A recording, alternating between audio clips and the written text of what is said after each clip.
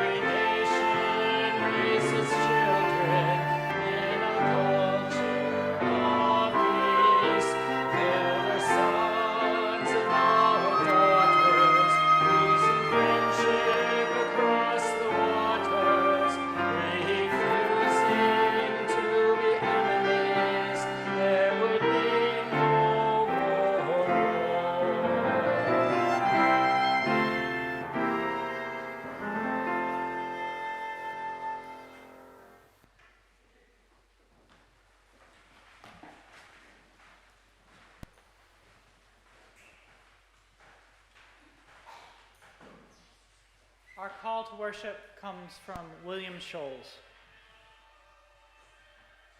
Come to this into this place of peace. Let me start that over.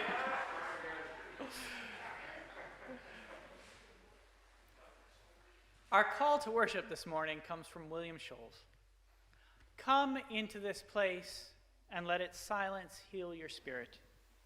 Come into this place of memory and let its history warm your soul. Come into this place of prophecy and power and let its vision change your heart. Come, friends, let us worship together.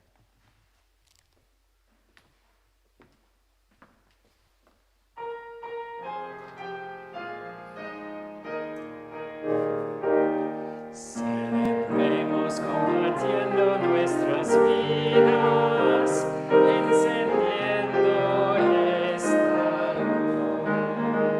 luz.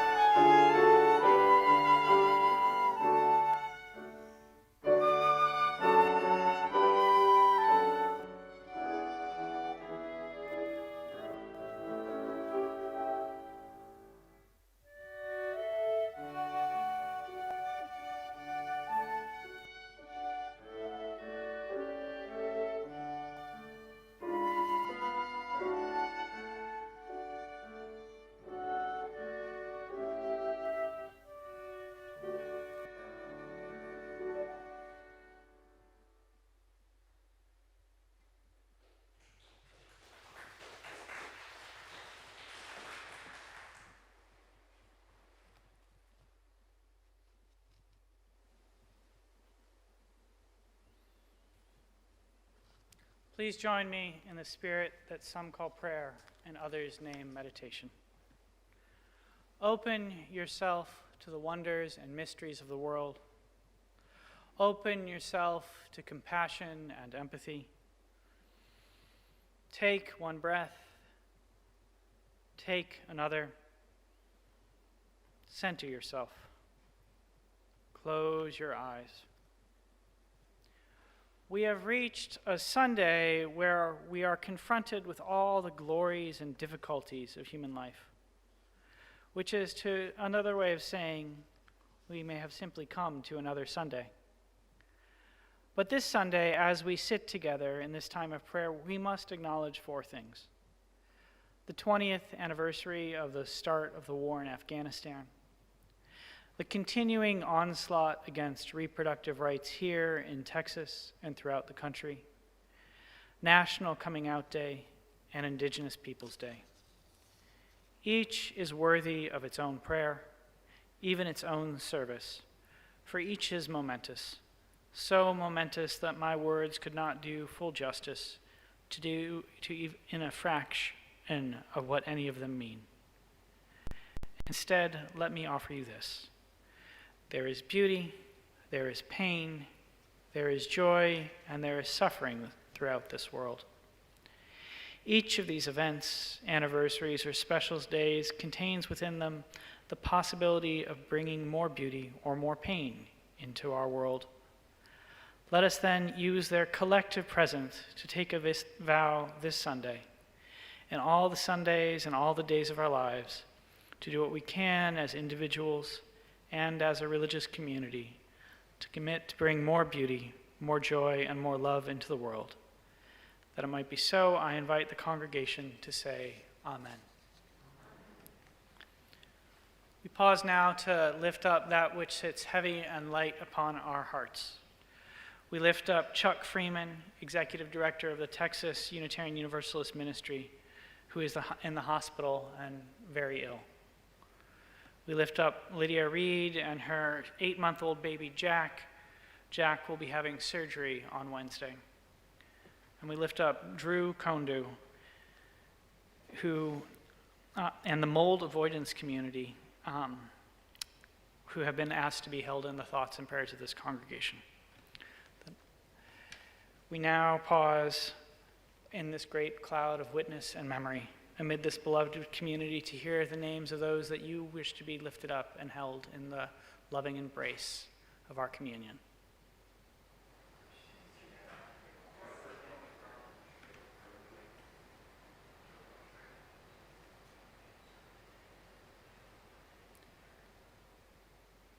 We hear these names and hold them in our hearts. Let us remember the suffering and joy in our community that we do not know, and pause now in awe and wonder and the mystery of the beauty and diversity of life. In the spirit of love, in the spirit of hope, and in the spirit of prayer, I invite each of you to enter into a time of silent meditation, reflection, or prayer.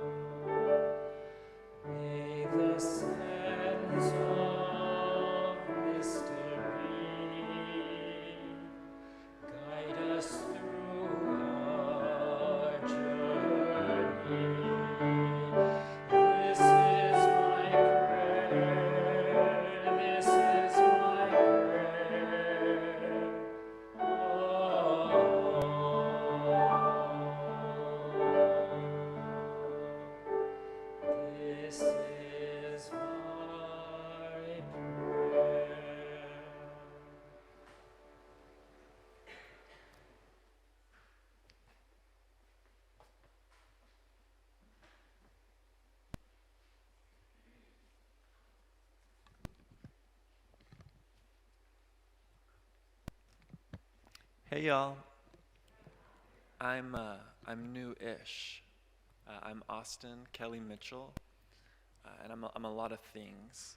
One of those is a new member here for the interim until I become Emerson UU's membership coordinator, but I've been coming here for 3 years on and off. Today I'm here because it's coming out day, but this is my second time coming out in front of a congregation.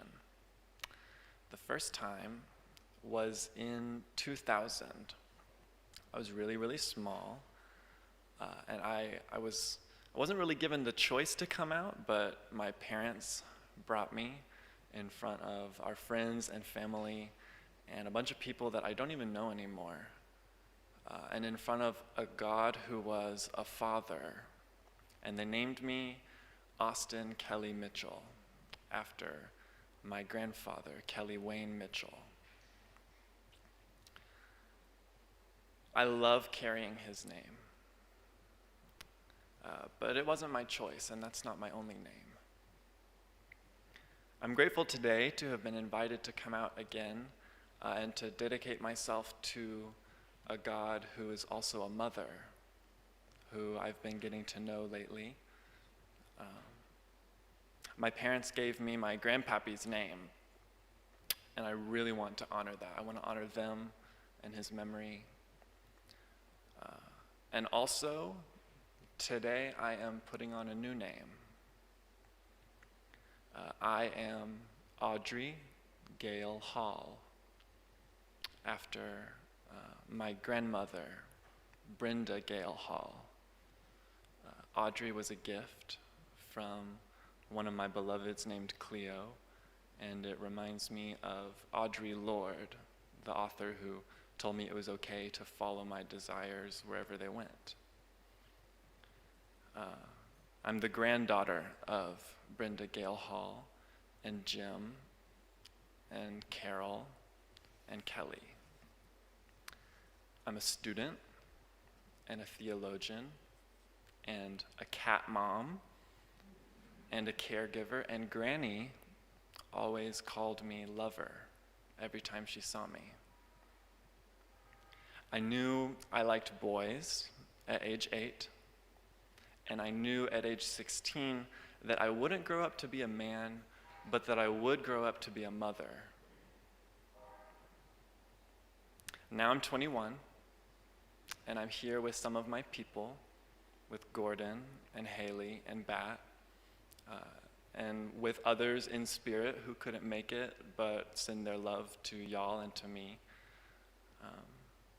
who have all collectively given me the gift of being myself in community. And so I wanted to take this opportunity to, on this holy day, share my new name with them and with you.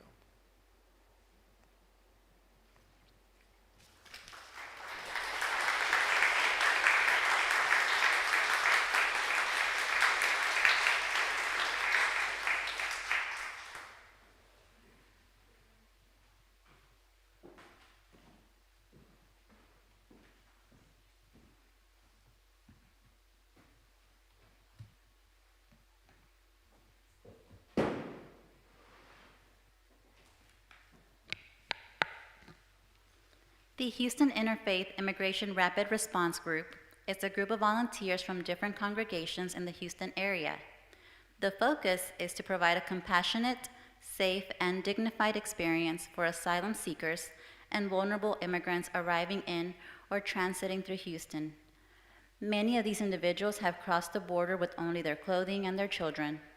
They arrive in Houston momentarily and are on their way to meet with their sponsor, while other immigrants establish themselves here in Houston. Volunteers have come together to provide transportation, meals, diapers, toys, clothing, toiletries, short-term housing assistance, including lodging in team members' homes, or funds for 28 to 48 hotel hour stays. The Houston Interfaith Immigration Rapid Response Group also provides referrals to additional resources such as legal services, medical services, and the Family Transit Center shelter. We hope you contribute to the offering collection being shared with the Houston Interfaith Immigration Rapid Response Group today. If you would like to volunteer, contact us at immigration@firstuu.org.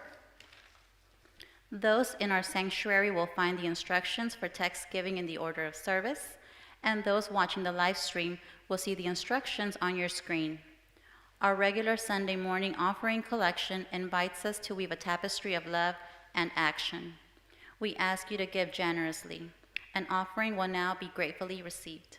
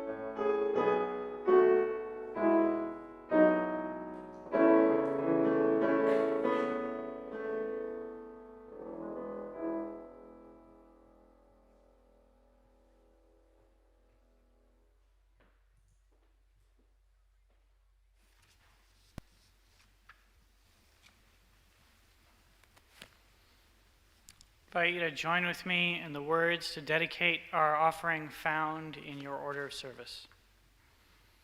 To the work of this church, which is weaving a tapestry of love and action, we dedicate our lives, and these are our offerings.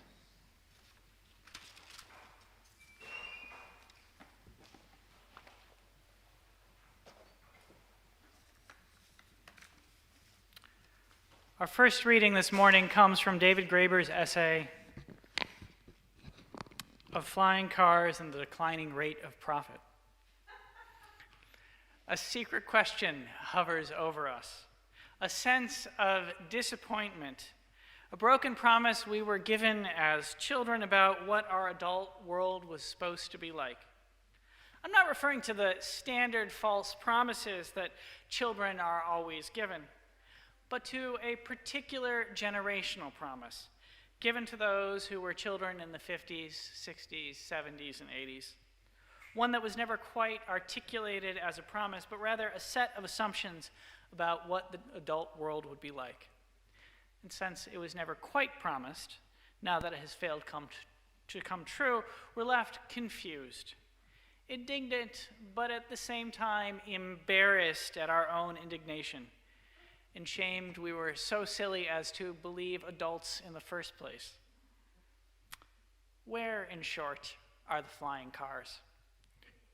Where are the force fields, tractor beams, teleportation pods, anti-gravity sleds, tricorders, immortality drugs, colonization on Mars, all the technological wonders any child growing up in the mid to late 20th century assumed would exist by now?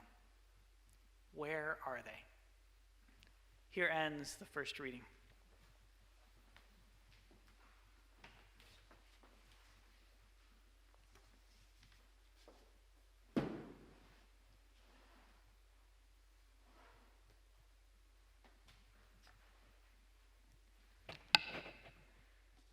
The second reading is from Always Coming Home by Ursula Le Guin. So when it began to get better, the people started coming back. But not very many, because there was sickness in the world. Everybody got sick, and no singing or bringing in could heal them. The plants and animals and humans, all growing things, and even the rocks were sick. Even the first was poisoned. The moon was dark, like burnt paper, and the sun was like the moon is now. It was the dark, cold time. Nothing was born right. Then something grew up here. Something pretty. Another little thing sprouted up there. Things began to go right. The water came out of the rocks clear again. The people began to come back. They are still coming back. Here ends the reading.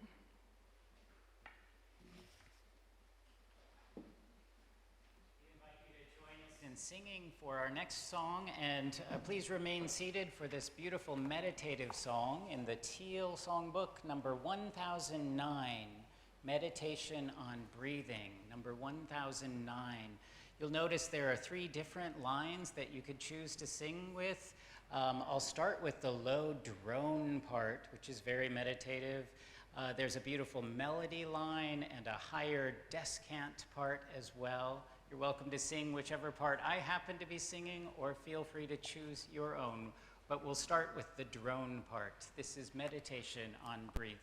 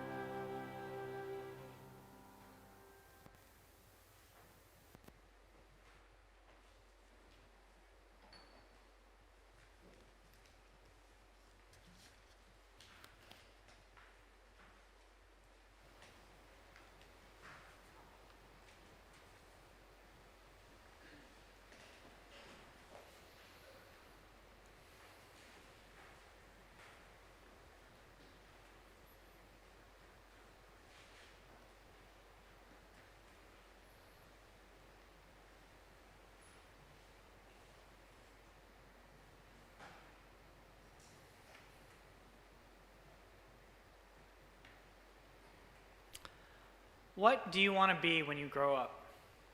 I suspect that many of you were confronted with that question when you were children. I know I certainly was. In some ways, it was a question that I dreaded. It implied that once I reached a certain age, it would no longer be acceptable to be just myself. I'd have to be something else.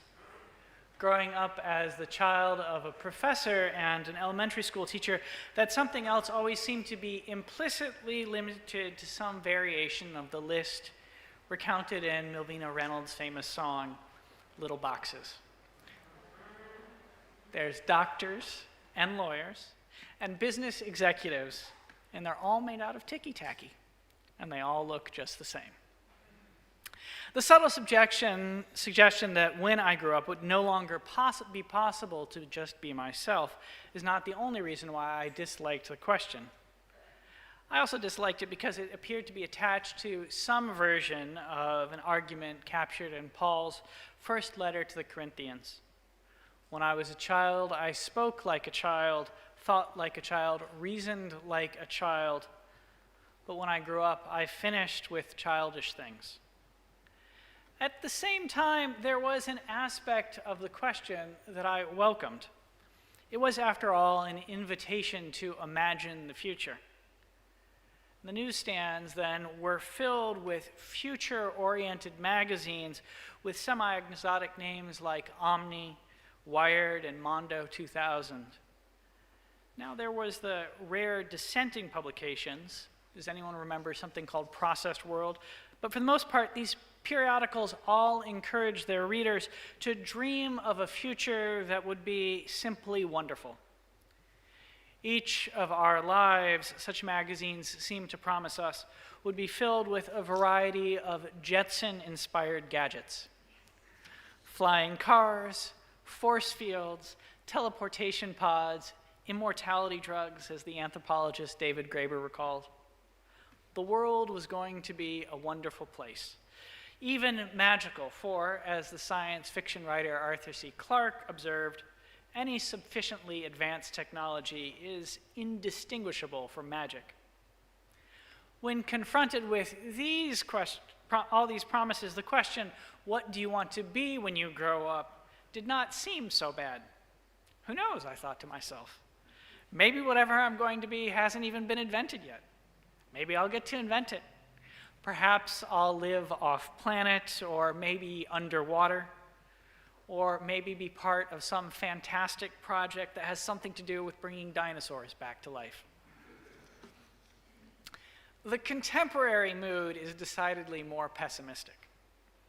I know of no publication that consistently offers a utopian vision for what is to unfold in the years to come.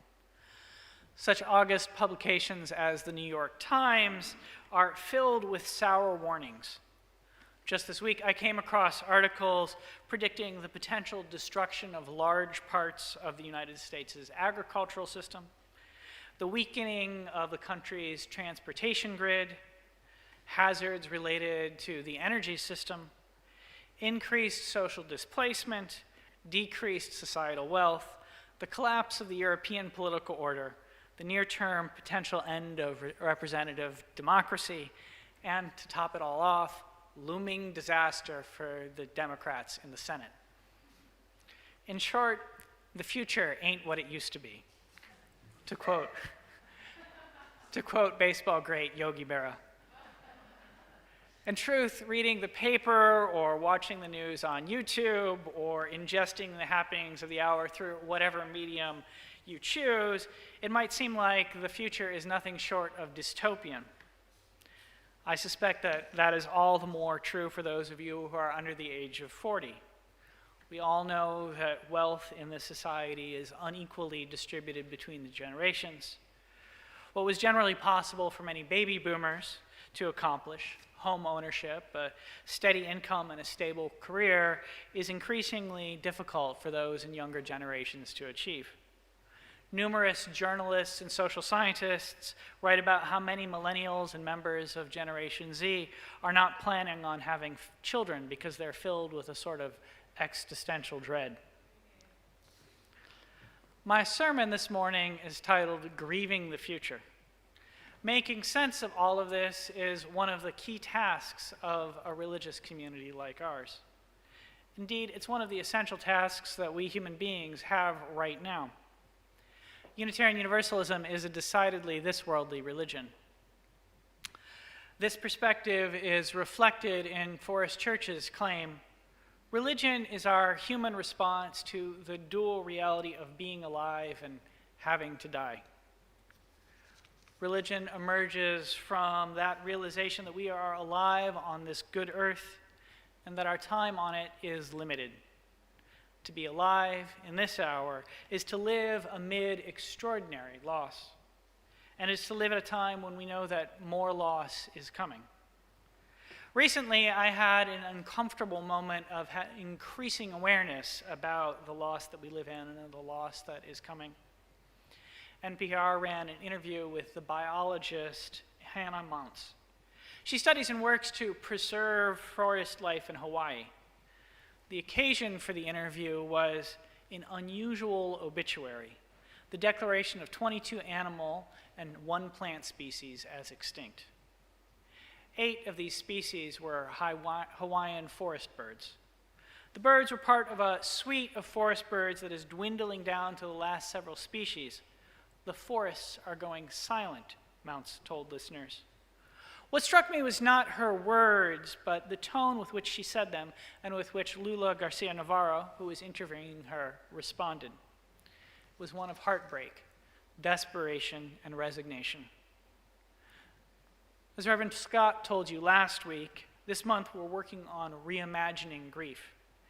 Now, it's not a necessarily easy or pleasant project, and I suppose it does not help with my reputation as having sometimes being a doom and gloom preacher.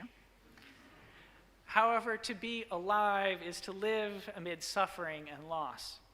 It can't be avoided, especially now with the pandemic, the climate crisis, and all that is before us. To be alive now, though, is not just about mourning over what has been lost. It's to be confronted with grief over what will be lost. The most difficult part of Garcia Navarro's interview with Mounts was not when they spoke of the species that have already gone extinct. Brilliantly colored varieties of honey creepers with shocks of bright feathers and trilling songs.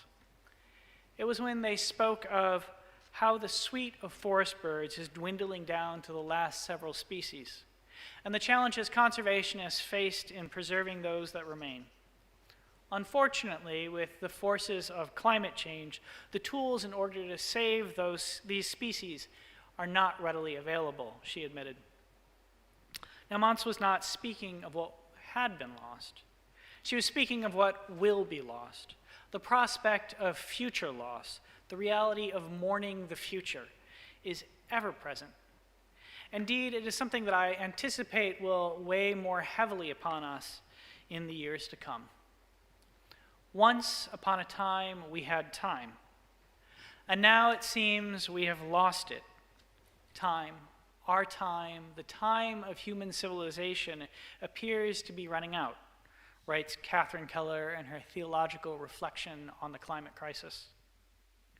In a sermon, Reimagining Grief, Reverend Scott said, "We often imagine grief as a terrible emotion, but it might be helpful to reimagine grief as a process of healing. And it can be as much a struggle to heal from anticipated loss, or the things that we never had, as it can be to heal from losses of things that we have had." I was acutely aware of this growing up in Michigan in the late 80s and early 90s. It was a time when you could still hear on the radio Albert King's celebratory song of the Great Migration, Cadillac Assembly Line. Deanna, you know it. It offers a story of a man leaving Mississippi where he's become tired of whooping and hollering, picking that nasty cotton for the prosperity of Detroit, Michigan, where he's going to get me a job on the Cadillac Assembly Line. For over 6 decades, the prosperity that King sang of had felt like a promise to anyone who lived within driving distance of an automobile plant. If you asked a good portion of the kids that I grew up with, especially the boys, what do you want to be when you grow up, they would have probably responded with some sort of answer that revolved around the auto industry. By the time that I was a teenager, that promise, that possible future was gone. The factories were closing down. Parts of Detroit fell into decay, so much so that people started to lead tours on the fabulous ruins of Detroit. The prevailing atmosphere was often one of bewilderment. For many, it was difficult to accept that the future was no longer what it once had been. One friend of mine, the son, grandson, and great-grandson of auto workers, no one in his family had ever gone to college. He had no great love for schooling. He simply assumed that when he finished high school, he would do exactly what his father, grandfather, and great-grandfather had done. He would go to the nearest factory and get me a job on the Cadillac line, preferably one with good union pay. It never happened. Instead, he spent years flitting from one low-paying job to another. They never seemed to last long. Sometimes when we would talk, he would be working at a gas station, other times a movie theater or a liquor store. Finally, he just gave up and left the state. Elsewhere, as an economic migrant, he was able to finally build a better life for himself. I knew dozens of people in similar situations, many whose stories did not end so happily. Instead of culminating in economic migration, they terminated with prison or lengthy struggles with substance abuse. The promise of the future lost, the pain of the present became too much to bear.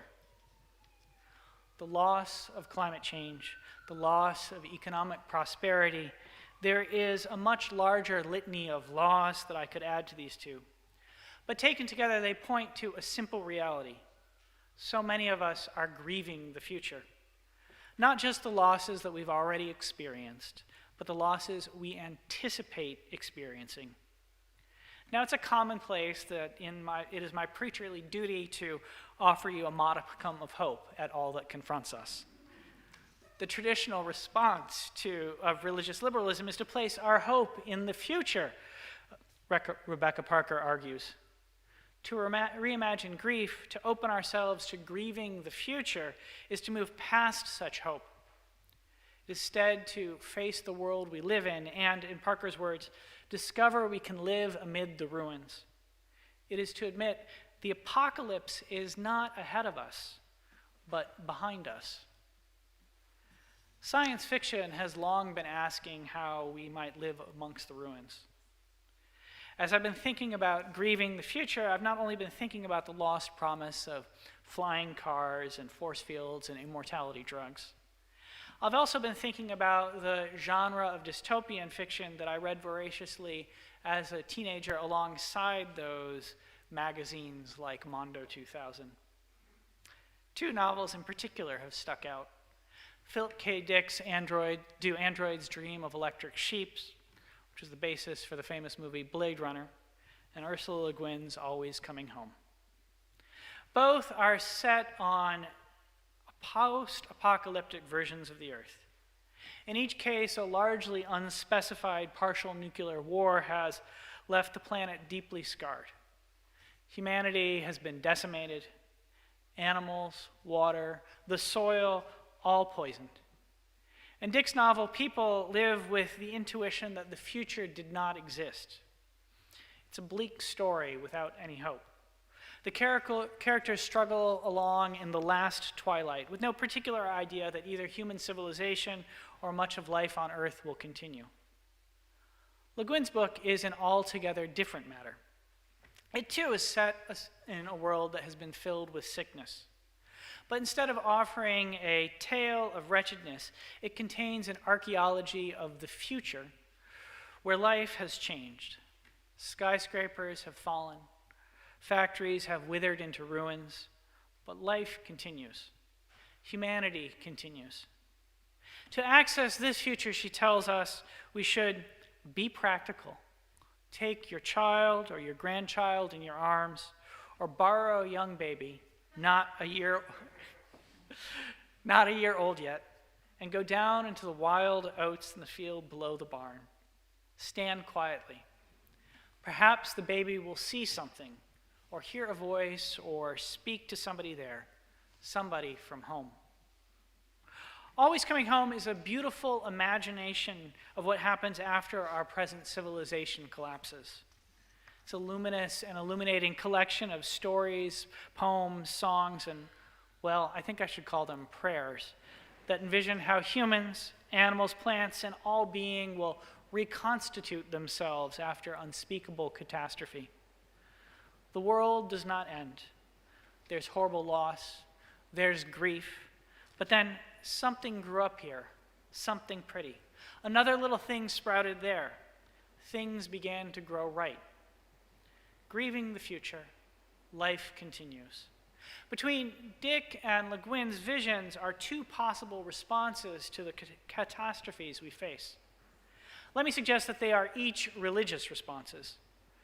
One views the universe as fundamentally unfriendly. God, if she exists, is cruelness. The faith that is to be had is the faith that humanity can only make things worse and that we are collectively bringing about our doom. The other offers no easy path. It contains no promise that everything is going to be fine in the end. In Le Guin's novel, we humans still struggle with pettiness and violence and all the ugly things that we do to each other. But she does have faith in the power of life itself and the creativity of human beings. Life will continue. Humanity will continue. Love will continue. For many of the passages of the book have to do with the love of friends and family, the love between partners and parents and children that endures after calamity. My life will end. Your life will end. Our civilization may well end. But Le Guin invites us to think, there is enough love in the world, enough power in the force of life to make sure that no matter what happens eventually, something pretty will return. Grieving the future. As we reimagine grief, let me suggest that we are each confronted with a choice. We can choose to see the universe as fundamentally unfriendly. We can give up, as the characters in Dick's novel do, on the possibility of life continuing after catastrophe. Or we can choose to believe in the power of life to continue. Not this life or that life, but life. And place our faith in the enduring power of love, which is to say the force that drives life forward, to preserve some of what has been lost and bring about what Le Guin names new things. Fundamentally unfriendly, love endures and life continues. Either choice is an act of faith. Now here I could stand and tell you some stories of final endings, but you've heard enough of those already. And I could share with you about life's ability to overcome, the animals and plants that have begun to flourish in places of disaster like Chernobyl, the incredible power of shaggy ink-cap mushrooms to break through concrete and rewild the land, the way life on Earth has continued after previous mass extinctions. But those also must be stories for other days. Instead, let me conclude with a simple observation and an invitation. We live in a time where there is grief over what is to come, and we have a choice. We can grieve the future with the faith that there is no hope, or we can grieve the future with the faith that life and love have the power to continue. My invitation is to choose with me and with the tradition of this congregation and Unitarian Universalism the faith that life and love will continue. To choose, in the words of Rebecca Parker, these things and then begin the process of reconstructing from the ruins with the faith that the world has the power to reconstitute itself and that being itself will endure. That it might be so, I invite the congregation to say, Amen.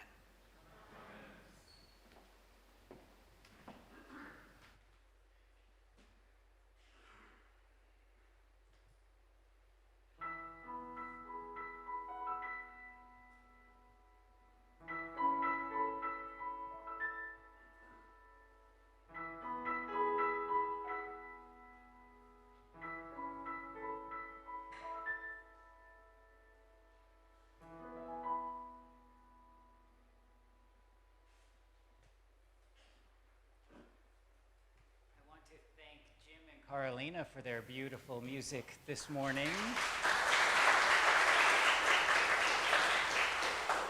And they'll help us once again with our closing song, number 1064 in the Teal Songbook. Number 1064, this is the beautiful Blue Boat Home. Please rise in body or in spirit.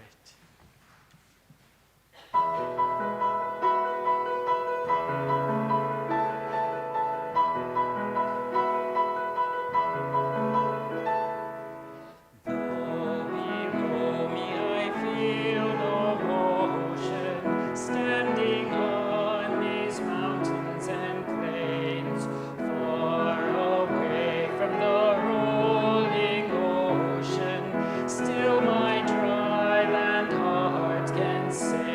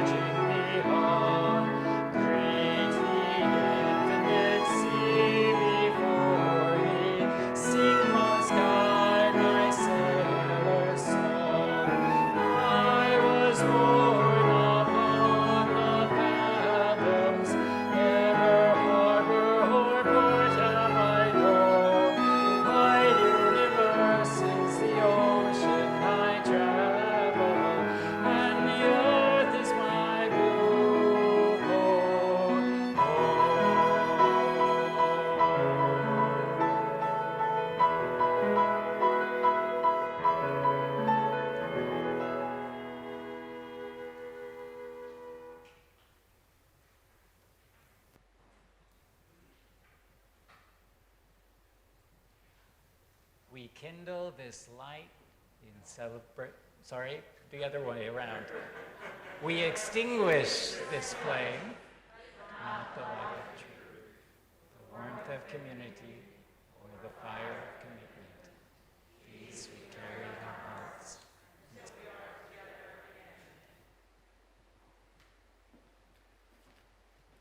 Let us go in the spirit of love, never knowing when or where we may find the divine, but conscious of the spark within each of us and the unfolding beauty that surrounds us.